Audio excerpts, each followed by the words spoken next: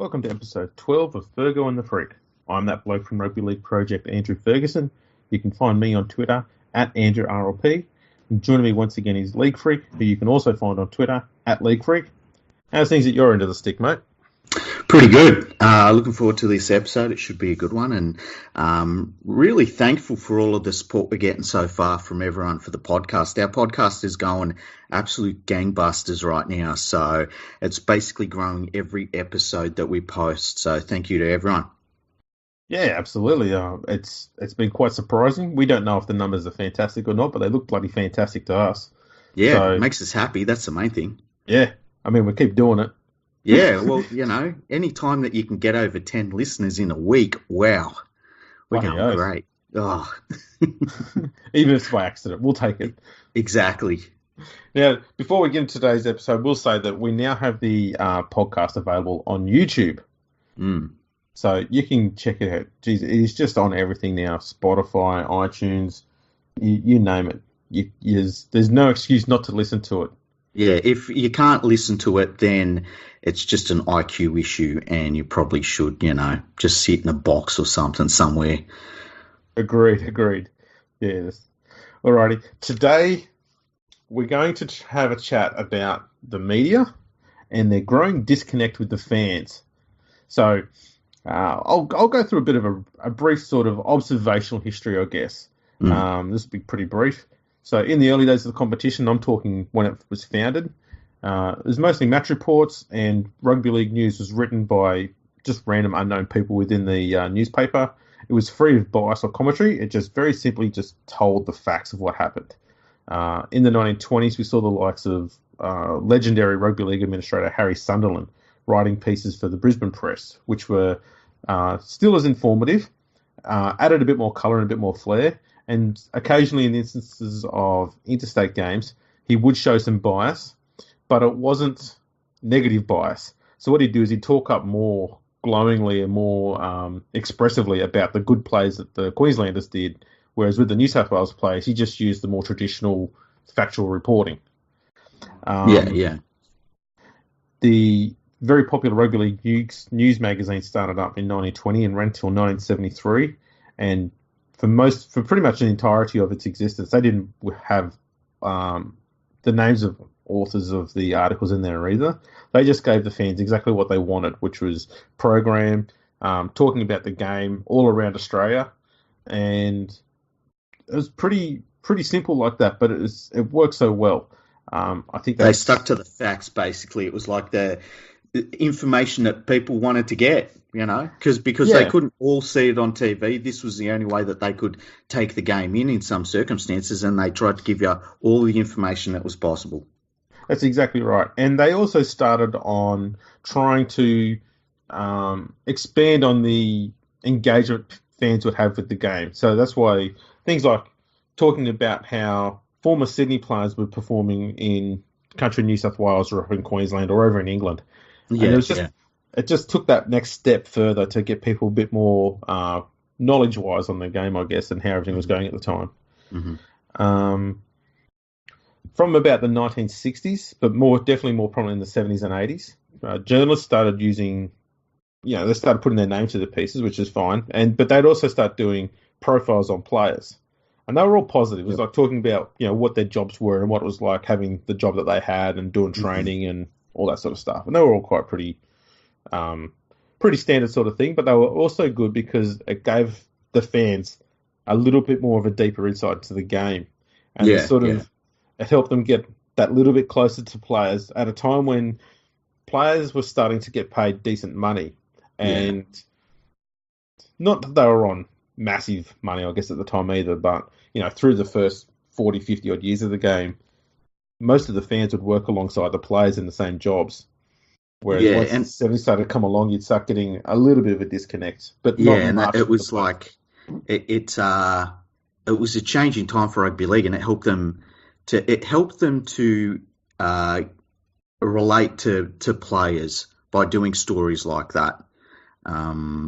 Because, as you say, the game went from like, I'm working alongside this dude that on the weekend is a star for, say, St. George or something, and then all of a sudden there was just that moving away. It was just progress for the game. That's right, yeah.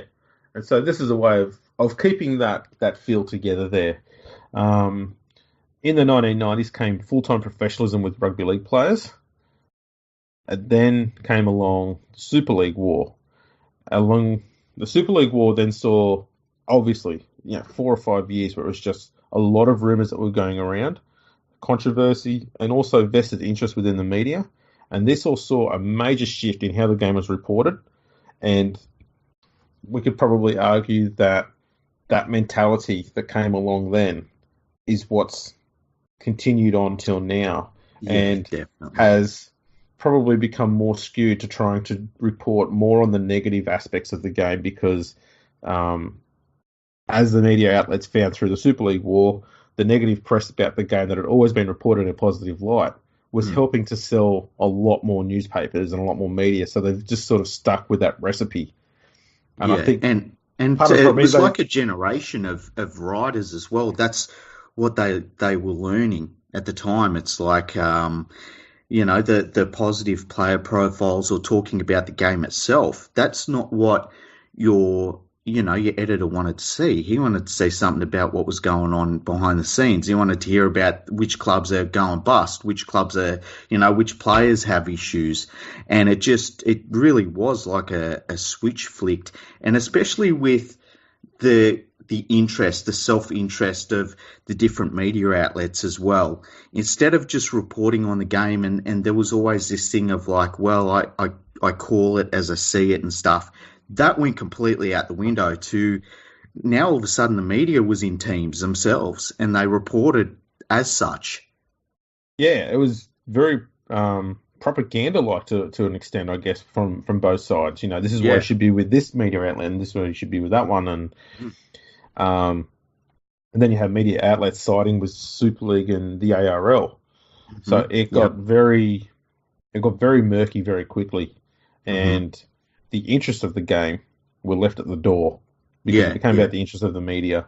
And I think that disconnect began there that we have today, and it's only grown since then because they've tried to stick with that method that worked during Super League and tried to maintain that. I don't dare say maintain that rage, I guess, but they don't have a Super League War underpinning it all to help fuel it along. And so the media is doing more work now to try and keep it going, to try and keep selling papers in what I call a false economy, because eventually people get used to the same sort of controversy all the time. So in order to sell more papers, you need to find a bigger controversy. Yeah. And at the end of the day, you're going to get to a point where the controversy just cannot get any bigger. Yeah, and we've talked about this a little bit already. And the other thing to keep in mind is that coming out of the Super League War, one of the major publishers owned 50% of the NRL. And then when they left that, you start to come into the era of social media, where it's not about the quality of the content that you're putting out there. It is about the noise and the attention that it gets, whether it's good or bad attention. It all comes up as the same sort of thing, which is just flat out attention. So if you write a horrible, terrible story about something in the game, and look, sometimes it's justified, but if you write a terrible story and everyone blows up about it, and they start sharing it around and say, oh, look at this terrible garbage, that at the end of the day gets the media the sort of hits and attention and reads that they want and they live off of, So it's a little bit of a weird cycle that the media are in. And I think that, as you've said, right now we're starting to see a bit of a change in that it's the cry wolf scenario. It's like you can't say that the game is dying, the game is going to be killed off by this, for 10 years without eventually being saying it, and then people are like, oh, yeah, whatever, And it's going to be interesting to see how the media deals with that going forward. Especially given a lot of the fans are, in the last few years especially, more so than ever, are demanding better, fairer, more honest factual reporting and less of the rumour mongering that goes on. Yeah, definitely.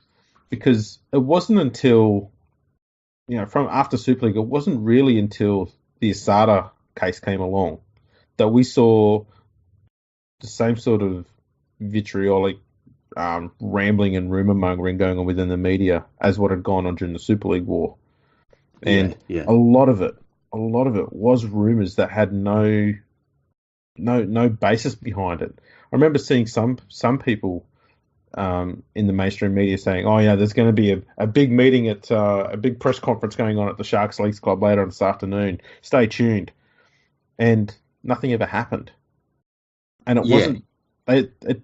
The rumor itself was pointless because part of it was not so much about whether the rumor was right or not. It was about getting that journalist some profile.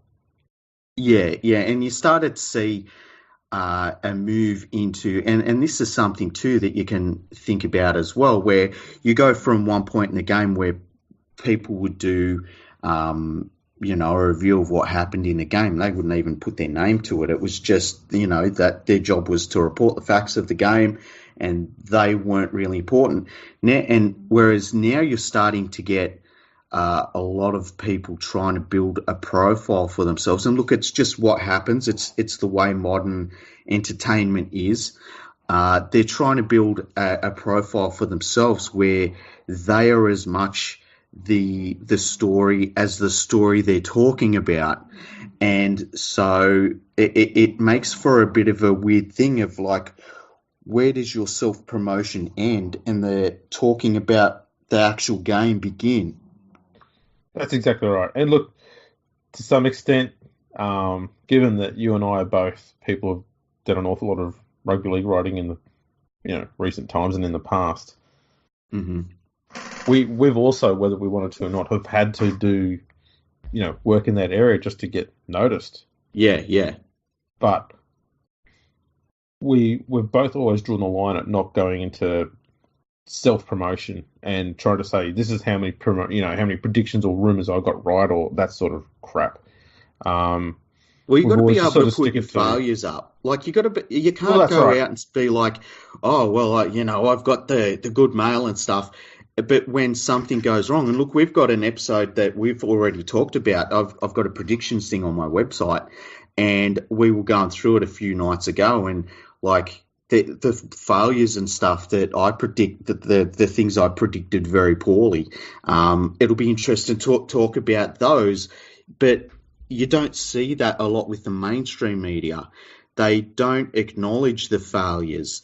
They don't even and it's not even as though you wouldn't forgive them for failures, because sometimes circumstances change. If a player says, if they say, this player is going to sign for a club, and they don't sign for a club, instead of just saying, well, look, the circumstances changed. I got a better deal elsewhere, and what happened. It's like, no, I don't even acknowledge that. That didn't even happen. I'm just going to ignore it. And I think that most people don't respond well to that sort of mindset. Yeah, it's interesting. I think one person who comes to mind in that regard is the Mole. Used to be the Rugby League Week Mole, because he has a lot of connections within the game, players and player managers, stuff like that. So he gets wind of a lot of rumours there about player movements and potential ones. But just because it's a rumour doesn't mean A, it's going to come true, or B, doesn't have any basis of fact about it. It can be both. So any rumor can start out one way and go in a completely different direction. It's not to say that he's wrong when it goes somewhere else. Yeah, he's just reporting what he knows. And the other thing is too, you've got to look at it from his point of view. Like the outlet for him to, because he's paid to do a job which is report on some of the things he's hearing, and a lot of the time his mail is absolutely spot on, well ahead of whatever. And it's not just that it's spot on; he's the one that's uncovering it, and everyone else reports on it. But he's not paid to go back and say, well, the reason this didn't happen is because, this team did this and this player changed his mind and stuff. So he doesn't sort of go back and say that sort of thing. But I don't think he's ever shied away from the fact that, circumstances change. That's one of the things I like about him. He's like, well, listen, I heard this and it didn't turn out to be the case. Things changed. And that's very different to some of the other journalists that you see where they just do not acknowledge that at all. It's like that fails to exist in their outlet, I guess, when they make content. Yeah, I think the other thing that frustrates me about them too, which also separates them all from them, God, this sounds like we're promoting them a lot, is the Mole, just like you and I, are happy to have discussions with people who have a different opinion to us on something that we've said or done. Yeah. Whereas a lot of these mainstream guys will, as soon as someone comes up with a criticism, they just block them straight away. Yeah. And that just creates this echo chamber. Mm. And that's part of the problem that's caused so much of this disconnect, I think, with a lot of mainstream media guys. Not all of them, but with a lot of them, and how they've got to this point where people no longer have any interest in them, and all it's doing is creating a wider divide because they're only hearing people who agree with them. They're not hearing all fans. They're not hearing the full story. Mm-hmm. And they're in a bubble, and they're a self-created bubble. Yeah, exactly. And I think that we're seeing that, especially this year. There's been a number of cases where that has really shone through, and so let's get into some of those cases. And the first one that jumps out at me this year was Ivan Cleary versus the Tigers when Penrith played the West Tigers, and it was even shown as being the Clearys, the entire family versus the West Tigers. And when I was looking at the reaction of people, especially on Twitter, and Twitter is its own echo chamber, we've got to say that, Penrith supporters just didn't seem to care whatsoever. I mean, we had our own problems for the start of the season.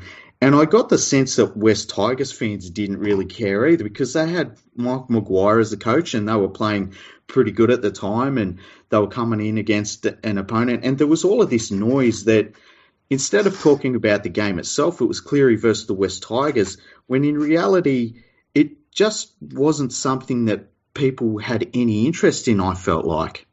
No, look, I got in on it for shits and giggles. And it's amazing. Most people understand the humour. Others think it's being serious. Yeah. But yes, I don't know. I always find this sort of stuff amusing because it's trying to create a story that really isn't there, especially this one with the Clearys, because it's only one player one club that's got a grievance. Yeah, exactly. It would have been, if you could have found it, it's one-sided.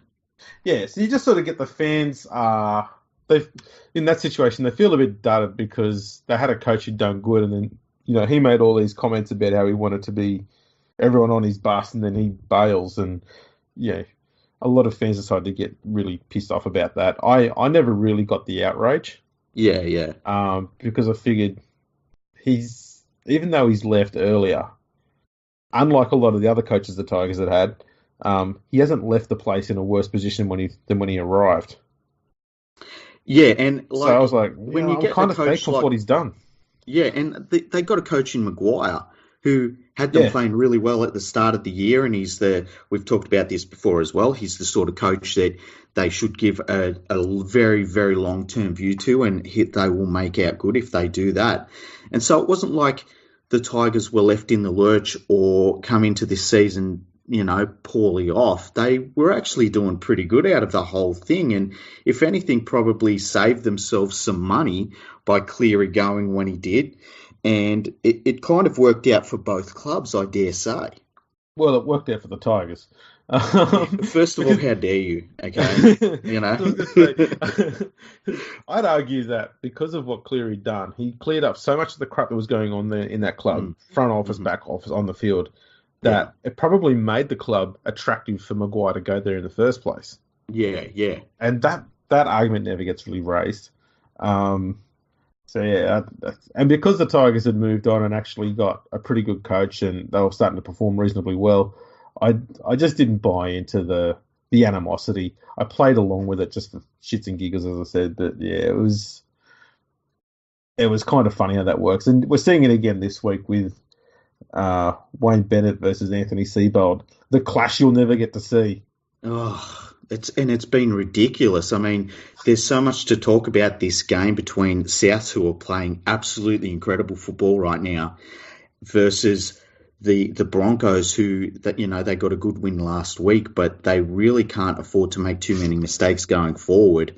And for some reason, I mean, I saw one of the mainstream media outlets put up like a boxing head-to-head between these two coaches of like their wins, their losses, their win percentages, the completion rates of their teams. And there's literally no connection between these two blokes other than they just swap clubs in the off-season. And Wayne Bennett even talked about it during, a couple of days ago in a media conference. They were like, "Are you going to talk to, Anthony Seibold?" And Wayne Bennett was like, "Well, I don't really know him. I've got no real connection with him. So not really, there's just no connection between them two." And the media is simply, this whole game has been framed between those two middle-aged men. And it's like, what are they talking about? There's this awesome game that we've got on, and they're not talking about the game whatsoever. And I think that we've both talked about it on Twitter, and there's been a lot of other people talking about it. Like, stop talking about the coaches. Start talking about the game. Yeah, look, my argument all along has been, I don't see it as hyping the game up, because you're not talking about the game. You're talking about what two old blokes are going to say in a press conference after the match has been finished. Yeah. And it's going to be a bunch of inane questions followed by a bunch of mundane answers. Yeah, they're not going to give anything away. No. Neither of them are the sort of person that wants to say anything too controversial. They kind of both would probably get rid of the media tomorrow if they could. And, I don't think that that's what people are looking for. I mean, you've got this great Souths pack taking on this great young Broncos pack. It could be an absolute smash fest in the middle of the field. And instead we're talking about two old blokes and, what they're going to talk about. It just makes no sense to me at all. It's not the way you'll talk about this game from my point of view. And I think that this comes into like the media bubble, that they're all going and talking to each other. I mean, we saw a lot of people in the media this week saying, "Oh, how good is Wayne Bennett?" And he's talking to us for half an hour and stuff. And it's like, yeah, but what did he actually say? Like, this isn't about you trying to have a one-sided conversation about Wayne Bennett. It's about a game of football. Yeah, and I think this is another thing that adds to the whole discussion about it being about the disconnection between the fans and what the media's doing. This is a story that interests the media, not the fans. And too often we see stories that interest the media, not the fans. Especially, I suppose, to go back to another story, last year with the whole rumours around Ivan Cleary leaving the Tigers. Yeah. Well, we heard the rumour once. We went, okay, it seems like it's probably going to happen.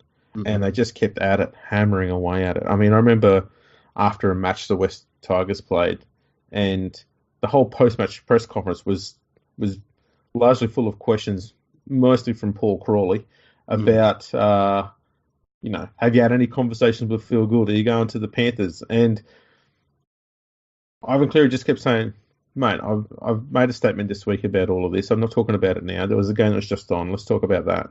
And then another question to come after it. And you're like, listen, this is the problem that sometimes they just have, is that they're not listening to what's being said to them. I understand they've got a job to do. Yeah. But if someone tells you that they're not going to tell you anything, and then you ask them again and they tell you that again, at what stage, after how many questions, are you going to sit there and go, you know what, maybe he's not going to tell me anything? Yeah, exactly. And this thing with it is not the story. You're not telling us anything. It's just time wasting white noise. Yeah, and the thing too is, at the end of the year, we had a number of coaches negotiate to go elsewhere, and it wasn't too many, or you had others that signed longer-term deals with their club. And I remember at the time, it was framed by the media as chaos. It was like coaching chaos in the NRL. And it just wasn't chaos. It was literally people sitting down and negotiating their futures with different clubs or their own clubs. And it was all done above board. And, I think that the clubs and the coaches, to their credit, were pretty open about it. Like there was nothing too underhanded at any stage. And the media was trying to frame it as something that it just wasn't.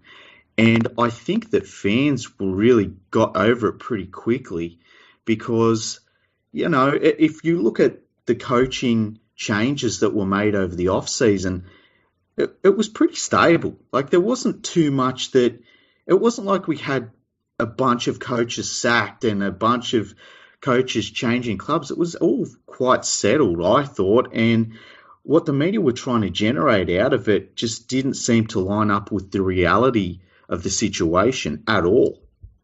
Well, I fully agree, and that's part of the problem. Is sometimes their self-interest in having stories that are going to get a lot of interest. Is that sometimes they're just not there, and that's just the life of journalism and news. Sometimes you just get a slow news day. Yeah, yeah. It's not a justification to try and create something. And then, speaking of slow news days, I turned on NRL 360, I think it was on Tuesday, and they literally talked about Cameron Smith possibly coming back to play for Queensland, and they talked about it for 20 minutes. And it was like somebody in the background was telling them to stretch it out, because how many times can you say that Cameron Smith plays really well? And how many times can you talk about his record for Queensland? Before, it was literally a 30-second conversation. Cameron Smith might come back and play for Queensland. Oh, cool. Let's see what happens. And they went on for 20 minutes, and I thought, okay, I'll chuck it on the next day. We'll see what happens. And they were talking about it again when I turned it on. And I was like, somebody said on my Twitter list, are you sure you weren't watching a replay? And I wasn't. And it was just crazy to see that they were still going on about it. Because I don't think anybody right now really cares too much about the State of Origin team makeups. I think that people get hyped up for it and maybe a couple of weeks out when we do get to the point where you're going to start picking your teams. But right now, I don't think anyone really cares. And if he's going to play, cool, we'll find out. And once again, it just seemed to me like it was that disconnect when they could have been talking about, all sorts of things in the game. There's so many things to do with actual rugby league games to talk about. And I don't know why they focus on these weird things. And the only thing I can come up with is they sit down and they talk amongst themselves about these things. And that's where the disconnect is, because I don't think fans really care about a lot of this stuff. No. And I think with shows like NRL 360, when it first started, it was pretty damn good. I think the mistake that show made is it's on too often, and so there's a pressure to provide content when it's just not there. And so you'll find even on weeks when there is stories to talk about, they're still just rehashing what they spoke about the night before with just some small twist that's happened in the 24 hours since. And I just think, even if they cut it back to 2 episodes a week, one on a Monday, one on a Thursday, it'd probably be a lot better. You'd probably have a lot better content and a lot better discussions going on. But right now, just some of it feels a bit forced. It doesn't feel as good as it used to. And I think the other problem they're having there is, they're surrounding themselves with journalists who are pushing their stories out there via one of the biggest mainstream media outlets there is. Yeah. Their voice is heard pretty much everywhere, just with their article writing. Yeah. And yet they're being brought on to reiterate what they said again when we've pretty much all read it. And I think the one thing Fox Sports has done well is on Tuesday nights after NRL 360, you get Andrew Voss as the fan. And you get to see that magnificent contrast between what the media is doing and what they should be doing. Because what Andrew Voss does on that on the fan there, that is just fantastic. That's the sort of stuff that fans watch. And when you go onto Twitter or stuff like that, or Facebook, and you look up comments about the fan, no one's bitching about it. Everyone's talking about how fantastic it is, how fun it is, how great it is. That's what they want. That's the content the fans want. And Andrew Voss, despite being in the commentary world and the media world for a few decades now, Mm-hmm. The bloke has always come across as a fan, Mm-hmm. and he just gets it. And it's Yeah, I just don't know how media organisations know he's there. They yeah. see him. They've given him all these roles, and yet they don't pay attention to what he's doing and what he's delivering because it's spun gold.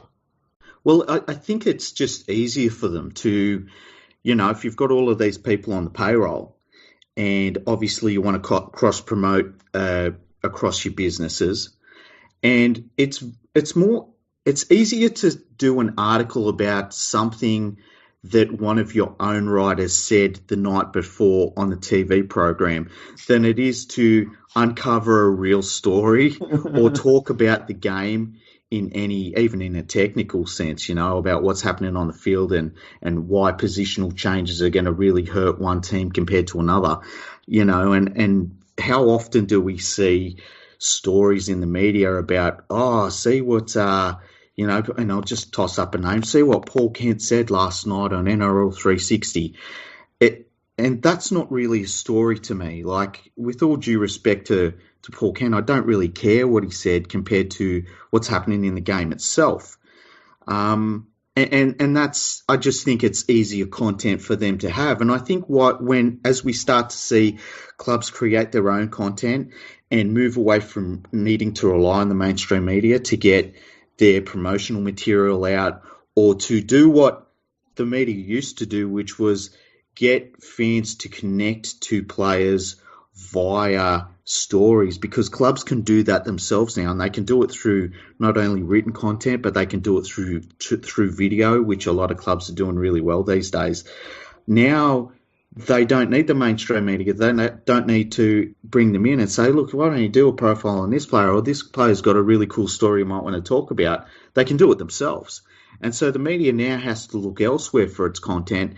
And a lot of the times they're looking at themselves for the content. And I just don't think it works all that well. I don't think that too many supporters really care what journalists have to say about what other journalists had to say. Yeah, it's creating content for the sake of having content. It gets a bit tedious at times. Yeah. Because people they'll read anything. They'll listen to anything. They listen to us. Yeah. They've read the stuff I've written. Right now we're talking about what the journalists are talking about, other journalists saying, like, we're breaking the fifth wall here. I had someone on Twitter call me dull the other week, and I thought, is it because I'm just reporting on stats in the game? At the end of the day, who cares? A lot of people like it, and a lot of people respond to it, and a lot of media outlets take it. So it can't be that dull, and it must be something that fans want, because I seem somewhat almost. Who the hell is that? Oh man, someone's calling. You know the drill. You know how this works. Okay. Hello.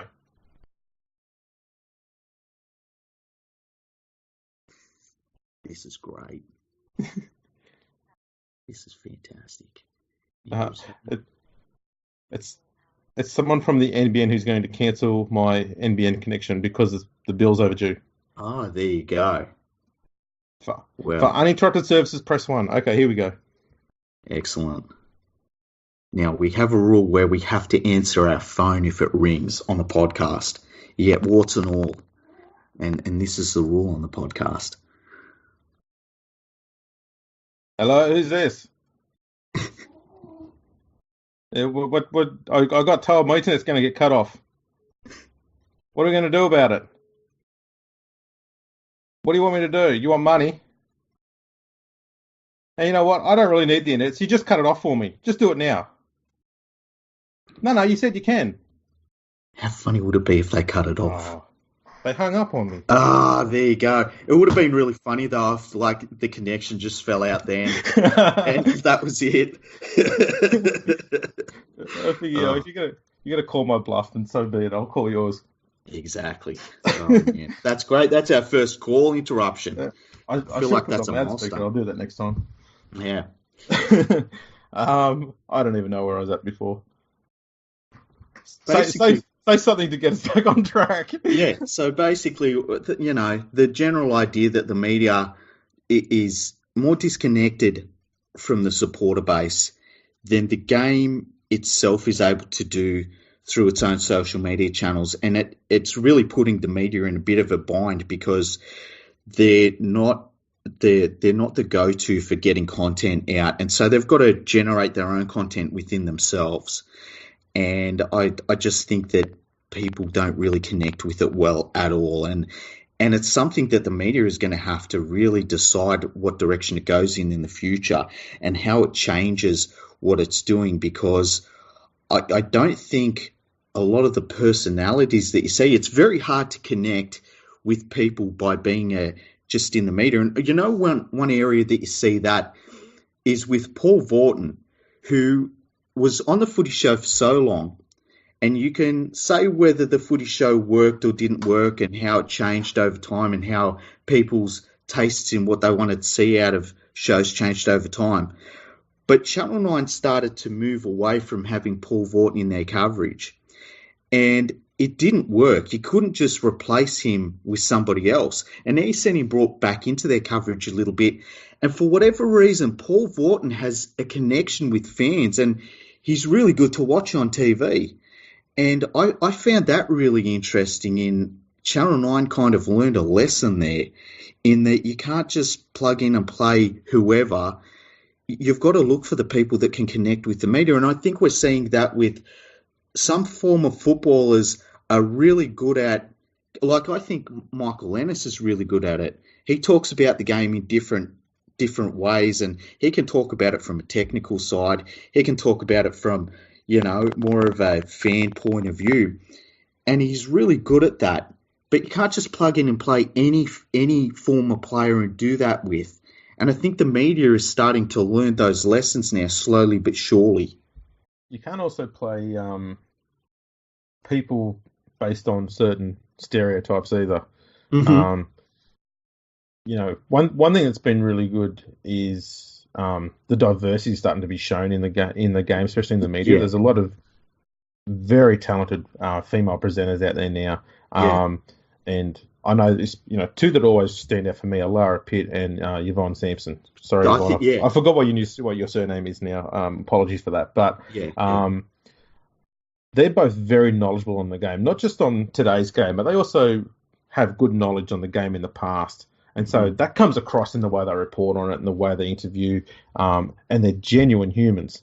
Yeah. And sometimes you can get another person on there, doesn't matter if it's male or female, but they can come into a role like that as a bit of an outsider without any of that knowledge. And you can just tell the chemistry's just not quite there, but they've gone with the person for whatever reason. They might have a good name, they might look good on camera, something like that. It's something a bit more superficial. It's not based on their actual knowledge and passion for the game. And it does sometimes stand out. And sometimes when networks make those decisions to go in that direction, it does fall badly, especially when you're replacing them with someone who, for some reason, we don't know, was just popular with the fans for a long time. I never really liked Paul Vaughton and the footy show. I barely ever watched it, but I can't argue what you're saying. He did have a connect with the fan base there. Mm-hmm.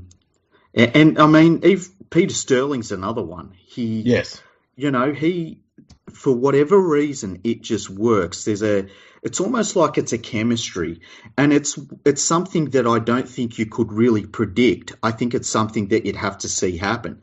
And Yvonne Sampson, I think, is the best rugby league television personality that there is. She's just so natural in front of the TV. She promotes real conversations. It's not like she's sitting there. And look, I'm not saying that she doesn't do this, that she doesn't think, how will I progress this conversation that I'm having? But when she does progress the conversation that they're having with a player or an official or whatever, she says it in the way that a normal human being would say it. It doesn't sound like she's reading off a sheet. That's exactly right. Chemistry. That's that.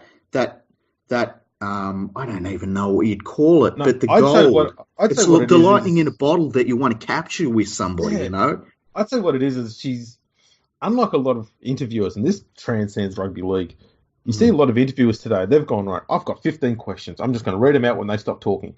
Yeah. And she doesn't do that. She listens to what they're actually saying and asks a question based on what they've said, or Yeah. what her next. If she sees that line of conversation's gone, she'll move on to the next question then.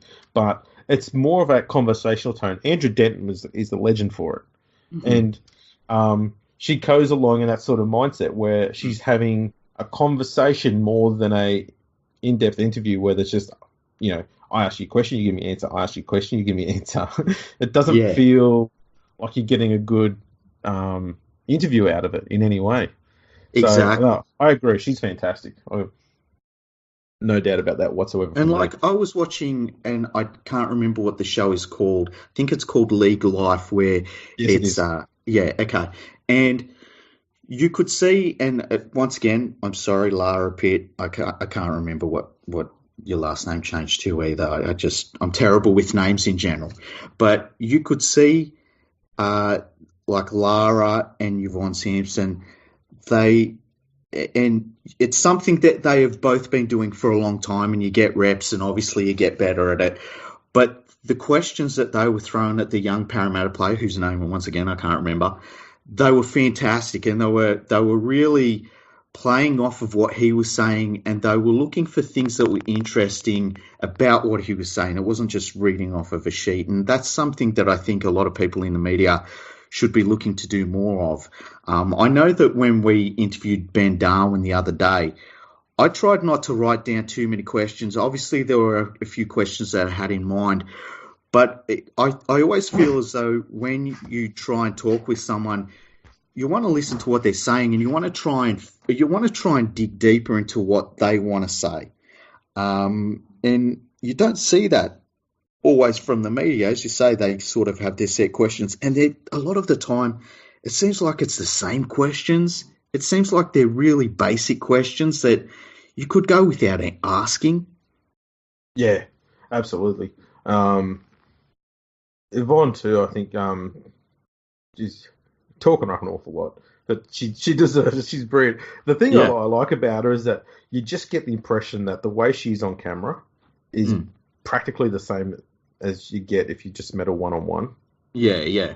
and that really comes across because every time she's doing a show on there, doesn't matter who the co-hosts are, they all have a good time, conversing with her, and it's always an entertaining session.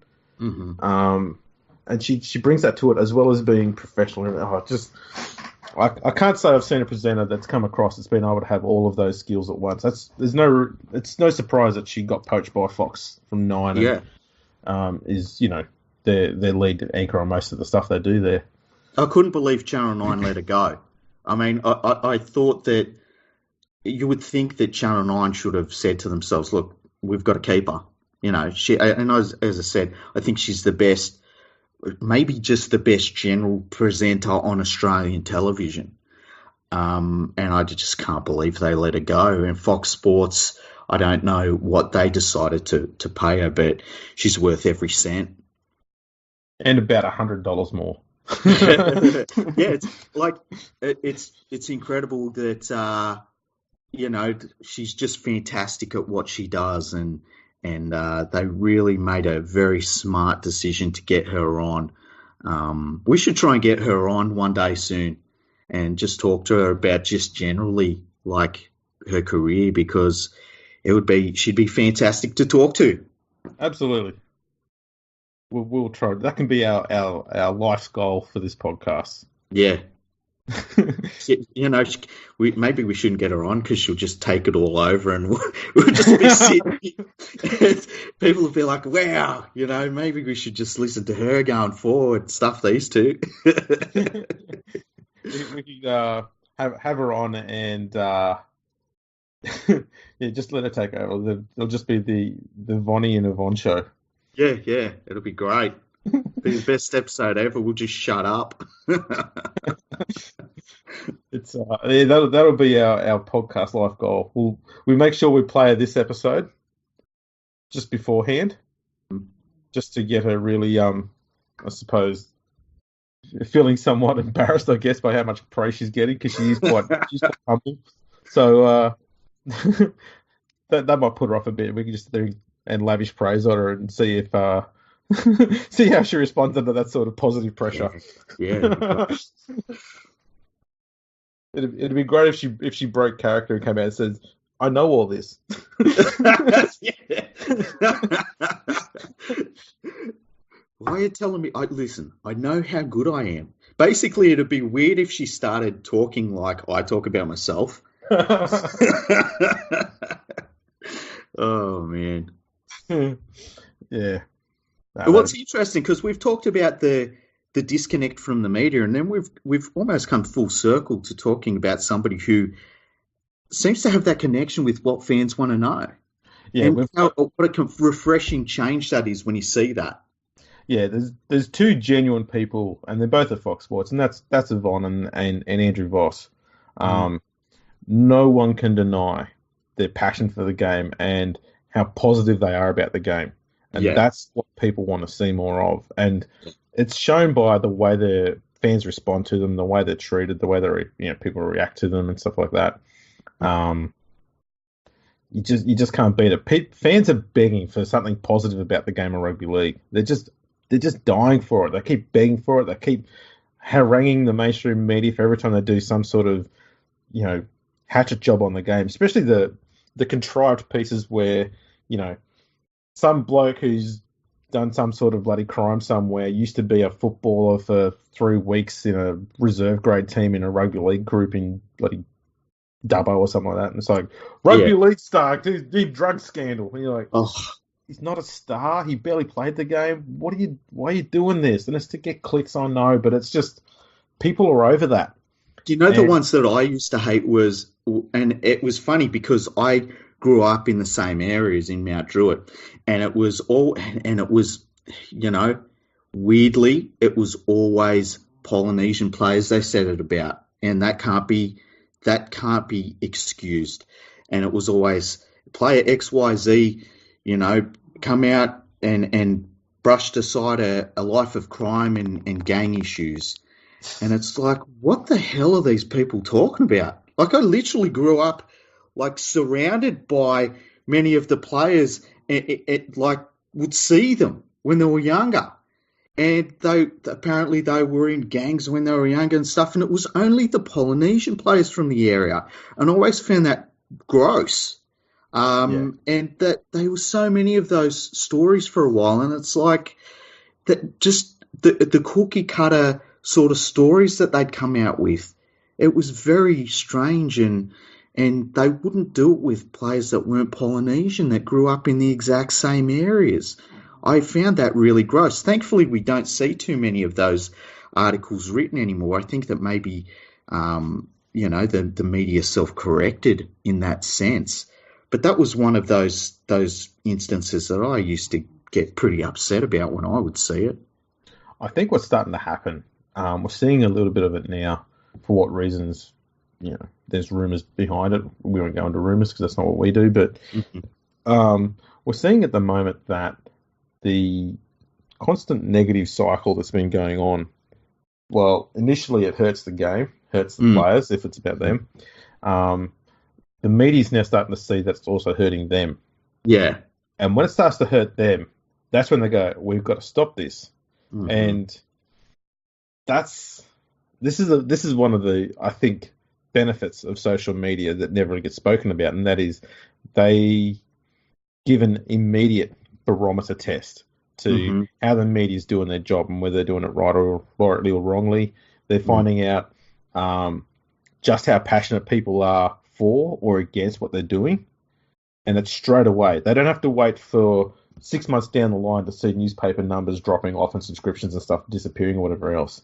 They're getting it Yeah. the day the article comes out, and if they start to see that trend over the course of a few weeks, they're like, maybe we need to change this. Sometimes they're Exactly. a bit slow on the upkeep, but on the uptake, sorry. But I think we're starting to see this year. I mean, look, Buzz Rothfield had an article talking about how he's back in love with rugby league again after last year he said it was a shit game. Yeah. Um, People won't forget the fact he said it was a shit game, and just by him Mm. saying that he's back in love with the game again, while I applaud him for saying that, people don't buy it because saying you love the game once does not equate to the amount of times that you've heaped crap on it. Yeah, exactly. And I think there's something that just as a supporter you can do, and I've done this myself. If you stop taking in what the media is saying about rugby league, and you stop watching the pre-game shows, you stop reading the newspapers and all that sort of thing, and it does disconnect you a little bit by the buzz that's happening and some general discussion. But if you do that and all you do is you watch the games and that is it, your relationship with the game changes in a big way. And you start to go back to why you love the game in the first place. And you realize that a lot of what you read is just empty sound, empty buzz, empty, there's nothing to it. And it doesn't really mean anything at the end of the day. And I think that if a lot of people did that, and look, that means, not going on Twitter, not listening to podcasts, just being honest, not going on Facebook and engaging with people that are arguing about all sorts of crap. If you just go back to watching the games and you can re-find your love for the game. And I think it's something that it's almost like a cleanse, you go on a cleanse. Yeah. And I think that is a good thing for rugby league fans to do every so often. I know I've done it a number of times and it's been good for me. And that's why you'll see me disappear for a while and then I'll come back and all of a sudden I'm talking about how much I love this and I love that. And it's a good thing. And that's something that I would encourage everybody to do. Yeah, absolutely. I think one thing it's unfortunate that it's happened, but I'm absolutely grateful and fantastic for it. Social media movements like, I think the best one is Footy Smiles. I don't know if you've seen them or not. Yep. They report on all of the great things that players do in the community. Mm-hmm. And unlike a lot of positive stories which come out where, and this is very rare, it happens, I guess, but you'll find some players will report on the fact that they did some good deed. It kind of feels like did you do the good deed for the profile or did you do it because you actually wanted to do a good deed? Yeah. This one has a lot of people who are reporting stories of great things that players have done for them, but not things that the players have reported on. So it's a genuinely good deed that they've done. Yeah. I urge anyone, if you're fed up with the negative press and stuff on there and how everyone seems to be rubbishing your club or players and whatnot, check out Footy Smiles. That's the Twitter handle @Footy Smiles. And you could just scroll through that for hours and see all the different players from every club and all the different unique things they're doing. Not just in Australia as well. They do have things from over in England too. It's disappointing that it's come to that, but it also shows that that's a fan-driven thing, and that shows what the fans are looking for. Mm-hmm. And it's just disappointing, I guess, that the media has not seen this and not realised this beforehand. Yeah, and I don't think I think in some cases they don't know how to handle it, and they don't know how to most importantly to monetize it. But I think that it is coming. I can't see that. I think that what we're seeing with the mainstream media is basically under pressure from everything at the moment, especially social media, and they will have to change the way that they do things to stay relevant. And I think what we're seeing right now is we're getting close to that tipping point of them having to get to that point where they are like, oh man, we're on the verge of being completely irrelevant here. And that's probably what we're picking up on. Yeah, look, I think, and obviously we're not saying that we want 100% positive stories in a minute. We just want balanced reporting. Yeah.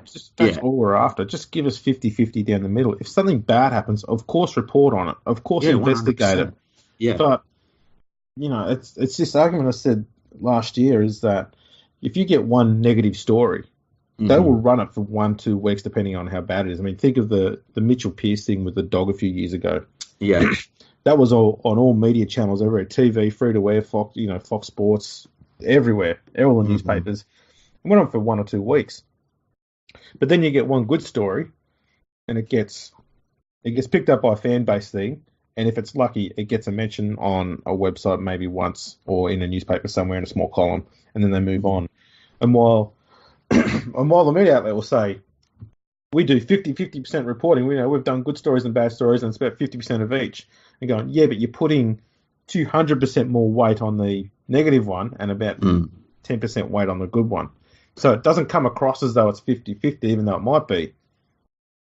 And and the other thing is too, like, just stories, but talk about the performances of clubs and players. Like, I can't believe this week that we're not looking at how well South Sydney is playing. Penrith played really, really well last weekend, and South still beat them in Penrith. I cannot believe we're not talking about. I haven't seen that mentioned at all in the mainstream media. That it just went by the wayside. Things like Manly beating the Raiders last weekend. I've hardly heard anything about it. The Sharks, the West Tigers come back against the Titans. Hardly heard anything about that.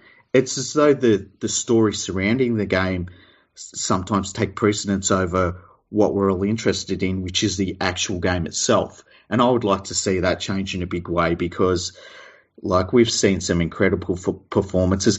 Things like, the Dragons are maybe my favourite team to watch this year just because they smash teams. And they didn't do so well against the Roosters. You can't win every single game. But we haven't heard too much about you've heard more about the coach at the Dragons more than the Dragons players and how they're actually playing, which is a great brutal style of football. We've heard more about, the Bulldogs coach and their coaching situation more than we have heard about the fact that the Bulldogs started the season so poorly. And now they're not a very talented team in terms of other teams in the competition, but they're playing their guts out every week. And that's what I would rather hear about rather than all this other sound. Yeah, and it's all white noise. I suppose it raises a good point. Why aren't people like Ben Darwin, who actually has a genuine profile? He's a former Wallaby, for Christ's sake. Why isn't he on shows talking about, properly analysing these aspects of the game? He's been on the field. He knows how, what's going on there with a lot of things. Sure, Union and League are different, but he does follow an awful lot of rugby league. He has to with what he does. And he's not negative about it. He's an analyst, And, you've only got to listen to our conversation with him. He spoke about league almost entirely the whole show. So he's the sort of person that shows like Fox Sports could have on there. Give him a half-hour show with someone else, like a former player, like a Michael Annis, for example. Yeah. You get that league perspective on there. You get the data and the analytics side of it. And you would be able to do a deep dive into what's going on in the game. Not the stuff around it, but watching it, what is it that makes Kalen Ponga so elusive when he's 10 metres out from the line on the left-hand side of the field? Yeah. Instead of just going, it's Ponga on the left side and he's done this again. Let's break it down and see why is he good at that? Yeah, How is he able to do that? And that's the stuff you can get down to, which I think people would genuinely find interesting. Yep. And it'd probably get just as much mileage and have a lot more intrigue about it. And people would be fascinated by it just as much, if not more so, than what you currently get. I don't see that you'd be going backwards by doing this. And it's a positive move that gives people education. It gets them involved in the game again. It sort of goes back to what I started with, where it's taking that next step of fan involvement in the game. It's getting fans who probably have never played the game to understand why this is effective, why it works. And even for those who have played it, the difference between the level they played at and the elite level. Yeah, exactly. I just think, I don't know, I'm biased because obviously I'm a huge fan of what Ben does, and it's all stats-based stuff and analysts, so, I love all that stuff. But to me, it just seems like something that I think a lot of people would actually generally be interested in instead of 3 weeks to talk about two coaches who are not going to do anything. Yeah, and we've talked about a lot of the things we want to talk about on the podcast and people that we want to talk to on the podcast, and a lot of it is based in what is actually going on in the game as well. I mean, one of the things I want to do is talk to a player, could be any player, not even a superstar, just about what it's like when you get an injury and what you go through when, you can see a player get, say, a shoulder injury, and by the next morning, you're not really thinking about that player, but that player maybe hasn't slept all night, and what it's like for them to recover from it and things like that. Things that are actually involved in being a rugby league player and that you just don't see too much of. And, I think that's one of the things we want to focus on with this podcast as well, because there's just a big hole there that's not being talked about. Yeah, And it's the game. It's rugby league. Well, that's right. That's the thing we've sort of set out and wanted to do all along, is we wanted to talk about, things that are going to engage fans. Obviously, that's your goal, but not in ways where we're sitting there talking about all the white noise and miseries around the game. I know we did an episode on the salary cap, but we tried to put a positive spin on it and talk about how it's working. Yeah. We talked about things that could make it better. Everything had a positive inflection at the end. Yeah. Even the ones about the history of the game and things that happened in the past. We're always looking at ways to make the game better. That's the ultimate goal. We're not sitting there and looking at, how can we crap on this plate this week? Mm-hmm. How can we continue this storyline that's been going on for 3 weeks now? Yeah. It just doesn't interest us. And we're finding that the fans are responding to that as well. What is it, 10 that we have? Yeah, it's great. They're loving it, Hopefully by the end of next month we'll have 11. But I think it just gets a bit boring hearing the same stuff being slammed down your throat day after day. And people want fresh content, and you're not going to always get it from the negative stuff that's going on. And I think the media could do very well by listening to what the fans are saying and giving them a little bit more voice, and not so much taking that voice from them as they do with some articles where they take someone's tweet and just rehash a conversation around it. Mm-hmm. Not going to too much there. But, if you're going to do that, tweet. Give them a plug in your actual Twitter account where you've got a ton of mentions there, so they can get a bit of love and a bit of thanks and whatnot, and people can have a conversation with them. At least say you've got integrating with the fans. Project. That's what you're saying. Let's do it. Say that you got your stuff from Rugby League Project and stop saying it's your work, you bastards. So it's I don't mind if people are going to take stuff from there. It's obviously it's free, but we don't charge anything. So how hard is it just to say sourced here? You don't have to give us a plug. Just put it in bloody fine print at the bottom if you have to. Exactly. Just a little mention wouldn't hurt. Yeah. I may be showing a bit of media bias there. Well, I brought it up, and I've got no interest sick at all. I'm talking about media bias as in I'm pretending like I'm some sort of media hotshot when I'm not, and I'm towards my own well-being. See, I'm a rugby league expert, and you can tell that because I wrote it in my Twitter bio. So can't argue with it. Exactly. It's in the bio. It's there. It's written. It's written down. That's like when you see things like most feared columnist. Yeah. Must be scary. That's why no one talks to him. I like it when there's certain columnists, and I don't need to mention names, but they talk about their column in the third person as like a group. It's like this column, this week, this column. We mentioned this in this column last week, and it's like, what the fuck are you doing? Yeah, that's. I always find that amusing. Yeah. What's the story here? Your column, the author, or the actual? What's the subject matter? Yeah, it's very strange. It's a bit cloudy at times. It's a weird way to put it. It's like, I don't get it.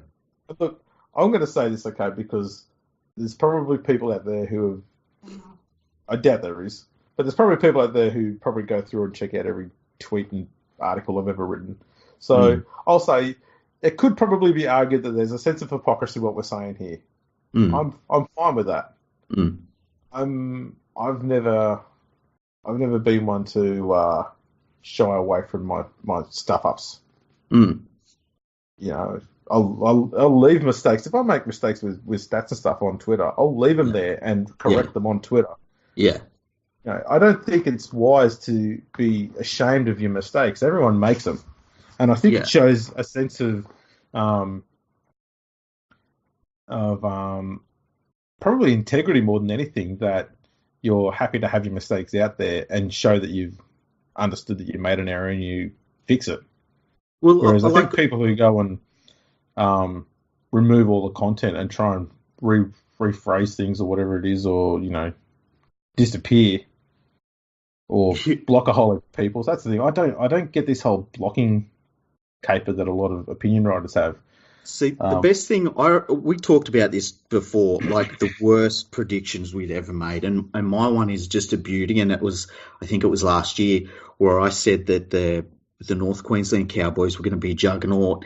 They were only going to lose a couple of games the whole season, that the Storm would not be able to get near them and stuff, and the Cowboys were terrible last year, like absolutely terrible.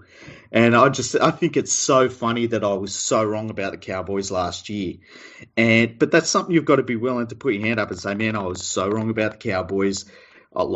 It was just a tragedy, an absolute tragedy about how badly I got that wrong. And you got to wear the ones that you get wrong. You get completely wrong, and that's as bad as it gets. Didn't even get close to being that club. And, I think even their form this year shows how wrong I was about that. And you got to wear it. You can't be right all the time. And sometimes you're going to get it absolutely terribly wrong, 180 degrees from where you think it was going to be. But, that's life. It's okay. You can be wrong. Exactly. It's allowed. Yeah. And you're not going to die or be crucified for it. No. And there's this, I don't know, it probably transcends to other areas, but there's this whole focus on trying to be perfect. Yeah. It just seems like so much effort. It really does. And I'd rather just appear human and flawed. Yeah, exactly. It's very strange, but what can you do? What can you do? So look, there's I suppose one other thing I wanted to touch on, which was, I suppose ties into the subject as well, is opinion writers.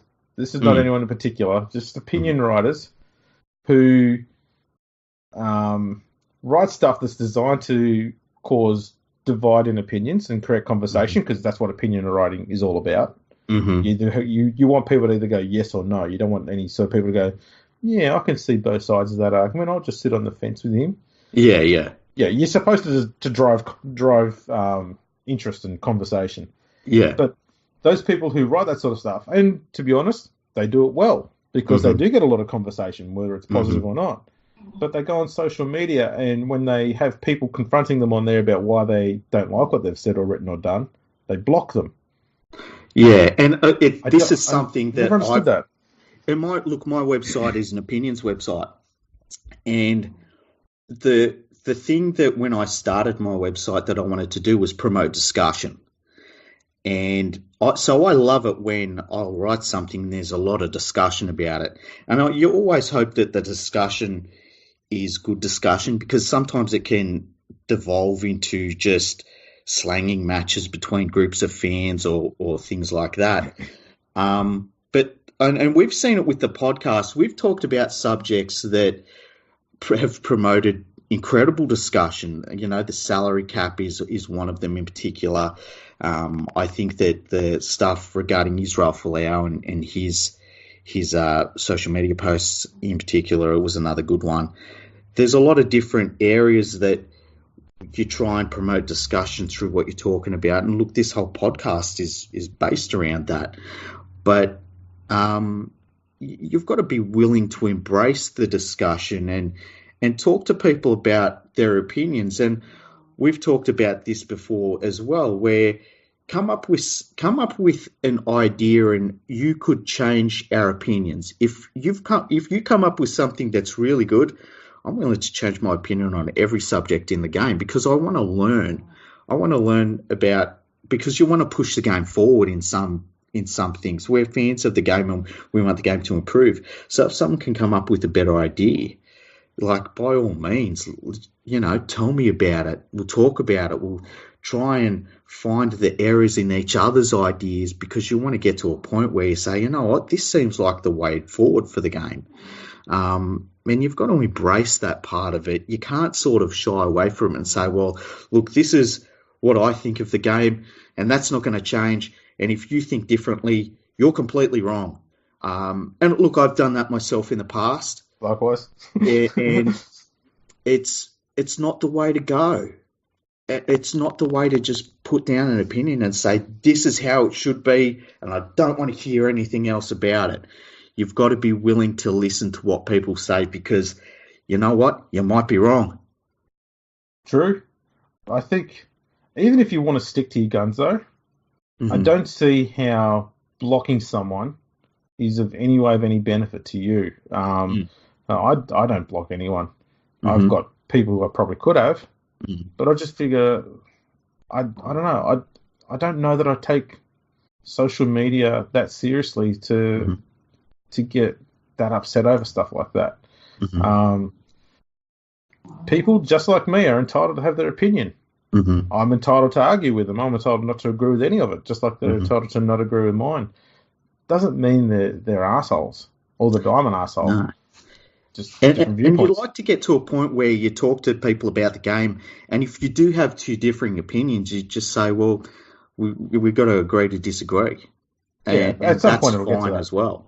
Yeah, I agree. It's as long as it doesn't get to the point where you're just calling each other swear words. That's not helpful for anyone. Yeah, and I hate that. It's like, I mean, we did the salary cap podcast. That was the last podcast. It's a really good one. It's gone off its head. It's been fantastic. And we got some good discussion out of that. But then you also saw some other discussion where I saw people commenting on it that just literally did not listen to the podcast. And you could tell by what they were saying. And there was a few times where I said you should listen to it. You'd probably enjoy it. You want to have good discussion about the game. And that's something that we try and do here when we do our podcasts. And, change our minds. Please give us information or ideas and opinions that will make us change our minds. Because that, to me, is really interesting. When I see somebody tweet something back at us about something we've said in the podcast and they come up with something really good and you're like, oh, wow, why didn't I think of that? That's exciting to me. I love that part of it. And yeah, that's you want to get people on that challenge your opinions, and that's what we're going to try and do as we go forward with the podcast, is get people that have different ideas to us and have different perspectives, have different experiences. That's what I'm really looking forward to with all of this sort of stuff, because you do not want to live in the bubble. We don't want to turn this into an echo chamber. No, that's exactly right. It's it helps that we're both fans. We've been fans for quite a while and involved in the game in different ways, and in let's be honest, writing in very different styles. Yeah. Well, I've been right all the time, and I don't know. Oh, you've been doing Jesus. I've just been writing the dull, boring stuff all the time. Match reports and history and stats. I mean, who's going to read that rubbish? Oh man, other than me. No, it's fantastic. It's funny. When we were doing the salary cap article, we started to do a deep dive into the Panthers just before they won the premiership in 2003. And we could have done a podcast just on talking about the different players and where they ended up. And there was at one point we were talking about, we didn't know that this player was related to this player. And it was incredible. It's you could go into them deep dives. I'm sure we could do a podcast that no one else would listen to because we're geeking out about, these clubs that don't exist anymore, or, what happened to this player after they stopped playing the game. It's really interesting how you can go into these different areas. And I'm sure we'll do it eventually. We'll get to a point where we do a podcast and people start messaging us saying what the hell were you two talking about? But, we'll get there. We'll get there. Right, well, is there anything else you wanted to talk about with the media, mate? No, not really. I think we've said everything we wanted to say, and it's very varied, and we've talked about the things we like to see, the things we don't like to see, the changing, I guess, dynamics of the media, the things that they're facing up against, and it'll be interesting to see how it changes over the next 10 years, because there have been a lot of different things that have come together over probably the last 20 plus years that have seen us get to this point with rugby league mainstream media. And I think going forward, it's probably going to change again as the dynamics change. And it'll be interesting to see what it's like in another 10 years' time. Yeah, I agree. It's especially with the NRL and all of the clubs doing a lot of their own content now, and a lot of that being quite positive and engaging stuff. Obviously, they're not doing any negative stuff there. It is putting a bit of pressure on mainstream media to keep up on that side of things, as well as still reporting on the negative things that need to be reported on. Mm-hmm. We do stress that still has to happen. We need that. That is important part of democracy, really, in anywhere. You need to see the good and the bad, but it's got to be balanced.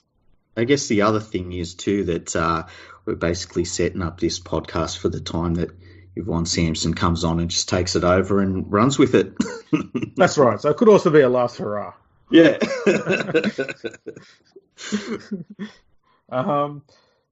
So I guess in wrapping up, I just wanted to know if you'd be okay with me giving a plug to a few other podcasts.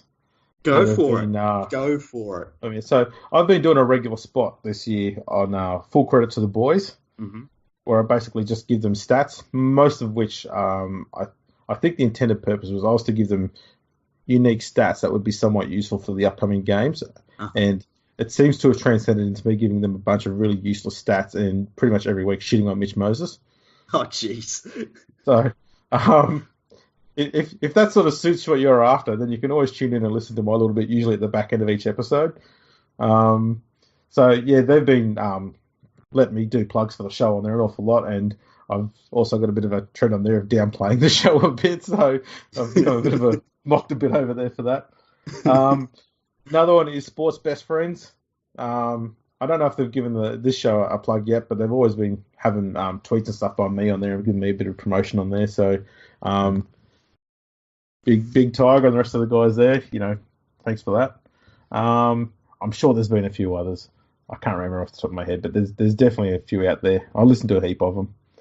There's a bunch of podcasts. I mean, League by the Fireplace, they've retweeted some of our stuff, which has been fantastic. And look, I'm terrible at remembering names and things like that, and I'm sure over time we'll probably do podcasts with some of these people, bring them on as guests and things like that. And I was also on League Digest, and I was an interviewee with Tony Collins on his one, Rugby Reloaded. Those two are cracking ones. League Digest is on a bit of a vacation at the moment, but they're doing a whole heap of, I suppose, similar to what we do in some respects, except instead of talking about how it relates to now, they just go into deep dives on stuff that happened in the past. Mm-hmm. And I think they're doing a whole heap of retro stuff later on this year. So, people should get over there and check that out when the stuff's coming out. Yeah, for sure. And Tony Collins ones, I mean, they're little 10-minute piece ones. They're bloody fascinating, and they're all about one specific thing about the game in the past. It could be, the rules around how scrums were first brought into the game or changed or whatever else. It could be any little thing like that, and they're pretty fascinating. And he is the king of rugby league history. Yeah, I would say him and Sean Fagan are the two. They've always been the two go-to people for me. Definitely. Yeah, they are the absolute peak. Mm. Yeah, and for stats, I go to the super guru, which is you. Oh, my super guru now. Super guru. I've been upgraded from dull. I didn't realise the next level up from dull was super guru. Super guru, cool. Yeah, it's a bit of a step up. I think there's about a great pyramid between. those two steps. Yeah. Yeah, no, God, I love that stuff. It's so dull, but I just love it. And if I want to go and get outraged, I'll always go to leaguefreak.com. Oh, well, I don't. I go to news.com.au. There's going to be said at some point in here that website would come up. Yeah, I like to see the brand new Kmart hacks that someone's come up with. It's like, I can't get enough of those Kmart hacks. Yeah, I look at those and go, why not just buy the proper thing that you want instead of hacking some piece of crap furniture from Kmart, for Christ's sake. Fantastic. It's great. Look, you can turn this beach ball into an exercise ball. You know, just go buy an exercise ball, for Christ's sake. Yeah. Look, you can turn this bottle into a vase. Just buy a vase. All this time you're wasting turning things into things that already exist, you could have been spending that time looking up stats. Exactly. You know, and that's not wasted time at all. That's fantastic. Not at all wasted. Yeah. It's like if you don't know how many first grade games Shane Elford played, you're not living. You're not living at all. You've had a pretty sheltered life. Yeah, exactly. And just for the record, it's 148.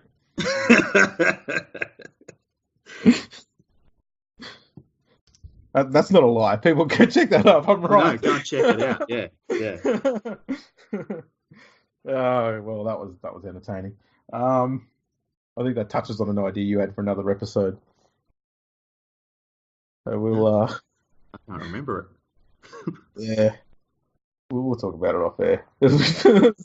Yeah, I think it was a few weeks ago. Okay. Yeah, it was basically you're going to put me on the spot. Oh yes, we'll do that soon. All I'm thinking is it's just be an episode of me going click, click, click, click, click, click. Yeah, I'm gonna have to find a way to fill the dead air.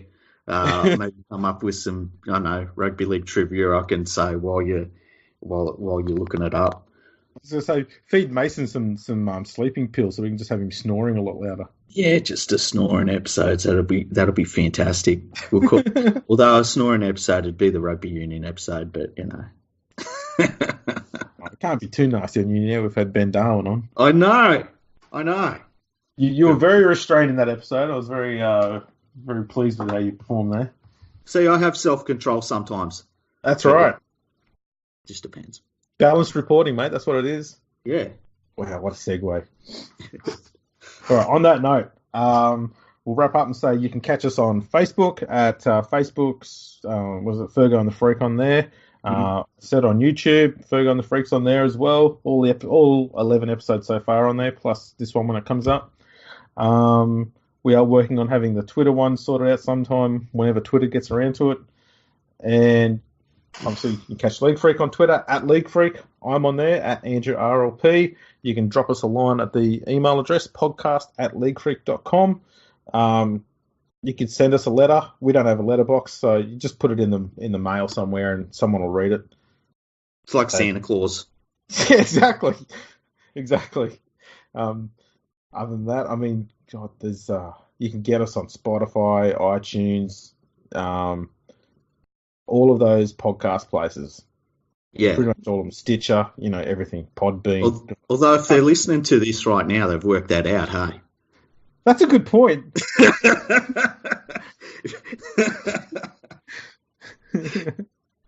That's a good point. Yeah. I can just drop that line in future. Yeah. Yeah. I'd probably say you can't listen to us on pillows, ceramicware. Yeah. At Dimmicks. Exactly. Alrighty, well, we'll wrap this one up with another good bit of rambling at the end. Thanks for listening, everyone, and we'll catch you all next time.